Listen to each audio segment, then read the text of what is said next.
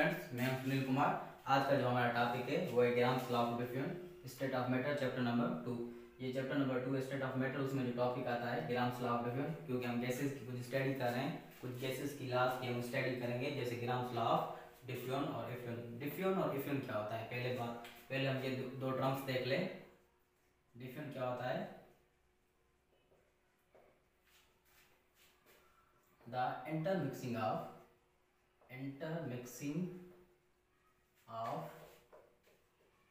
one gas into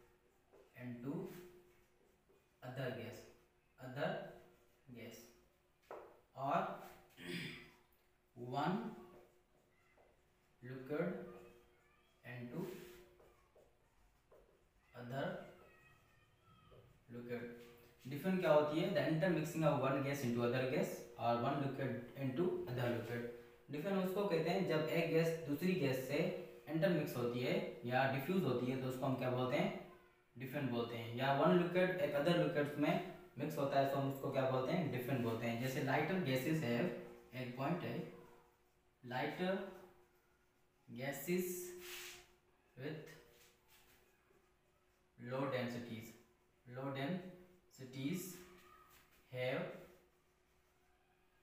have fast rate of diffusion than heavier gases।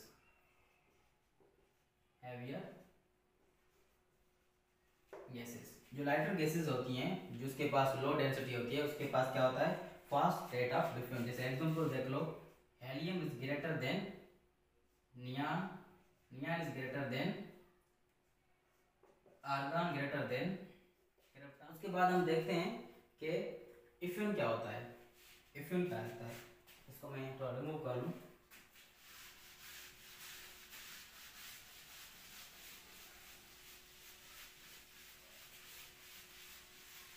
अब term में effusion,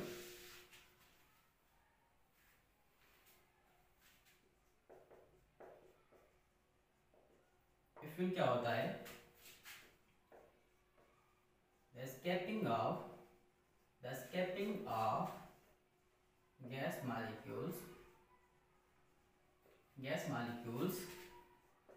from small or tiny hole। The escaping of gas molecule from small or tiny hole is known as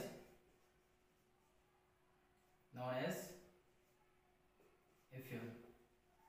effusion क्या होती है? किसी भी vessel से, किसी भी सिलेंडर से, उसमें टिनी होल हो, अगर उससे कोई भी गैस स्केप होती है तो उसको हम क्या बोलते हैं? Effusion.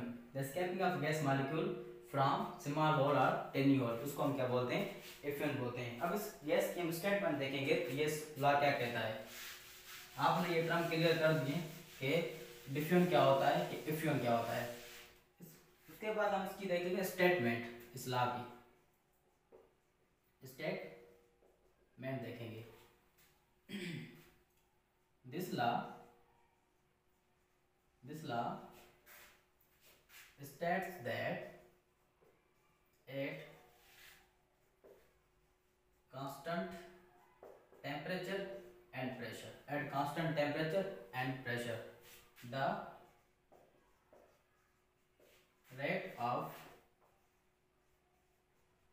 diffusion is inversely proportional to the square root of densities and molar mass।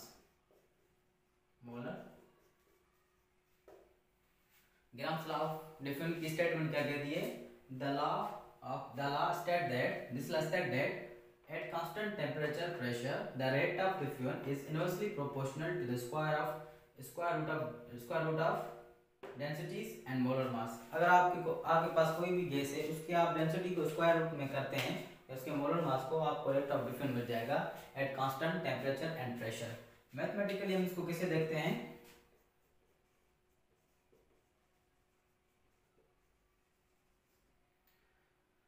Rate of diffusion is inversely proportional to square of density.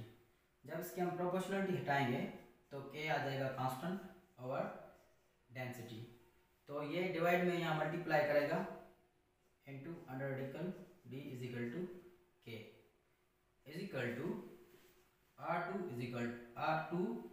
दूसरी गैस के लिए D2 इज इक्वल टू के में हो जाएगा कैंसिल। तो हमारे पास जो इक्वेशन बनेगी R1 into under radical D1 is equal to R2 under radical D2। तो हमारे पास जो इक्वेशन बनेगी R1 over R2 is equal to under radical D2 over D1। हमारे पास इक्वेशन क्या बनेगी, ये इधर आकर मल्टीप्लाई करेगा और डिवाइड करेगा, ये इधर आकर डिवाइड करेगा, तो इक्वेशन हमारे पास बनेगी R1 over R2 is equal to D2 over D1। और इसकी दूसरा भी फार्मूला है, वो कौन सा है, R1 over R2 under radical M2 over M1। अगर आपके पास कोई भी गैस की डेंसिटी हो या मास हो, आप किसी भी गैस का रेट ऑफ डिफ्यूजन मालूम कर सकते हो। अगर आपके पास डेंसिटी है या आपके पास मास है तो आप किसी भी गैस की रेट ऑफ डिफ्यूजन मालूम कर सकते हो। एक हम क्वेश्चन करते हैं,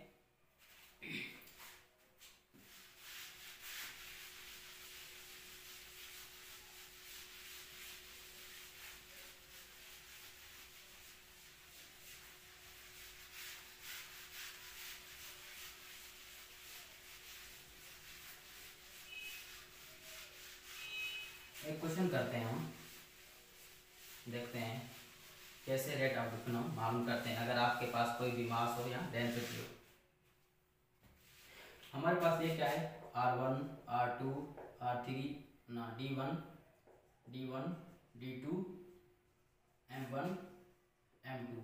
ये हमारा क्या होता है, rate of diffusion of lighter gas, rate of diffusion of heavier gas, density of, ये हमारे पास D1 density of lighter gas, density of heavier gas, mass of lighter gas, mass of heavier gas. ये कुछ आप terms देख लो।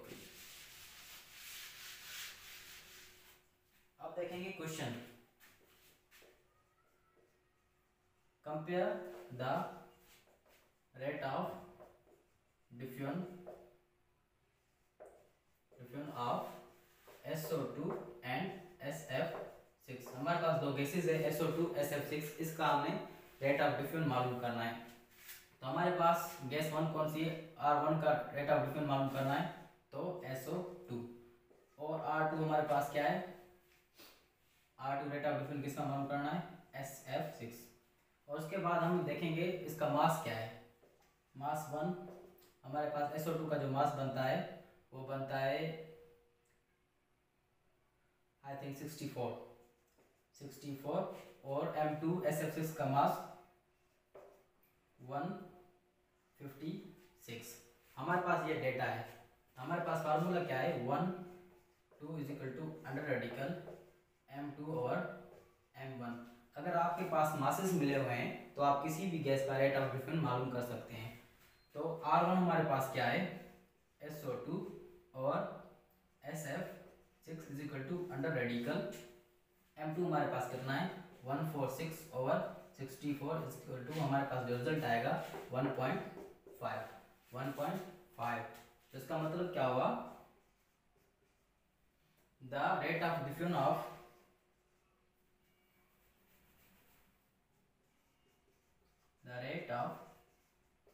SO2 is 1.5। It means that SO2 is 1.5 faster than SF6। हमारे पास दो gases थी SO2 SF6, इसका हमने क्या मालूम करना था, रेट ऑफ डिफ्यूजन। तो हमारे पास ये है R1, ये है हमारे पास R2। इनों का हमें क्या करना था, रेट ऑफ डिफरेंस मालूम करना था। तो हमारे पास इसके मासेस थे कितने थे, 64 और 146। ये हमने डेटा में अप्लाई किया तो हमारे पास 1.5 आंसर आया, जो 1.5 इज किसका है, SO2। SO2 1.5 is faster than SF6। So that was about the grams law of diffusion और उसके ये कुछ फार्मूलाज थे। Thank you.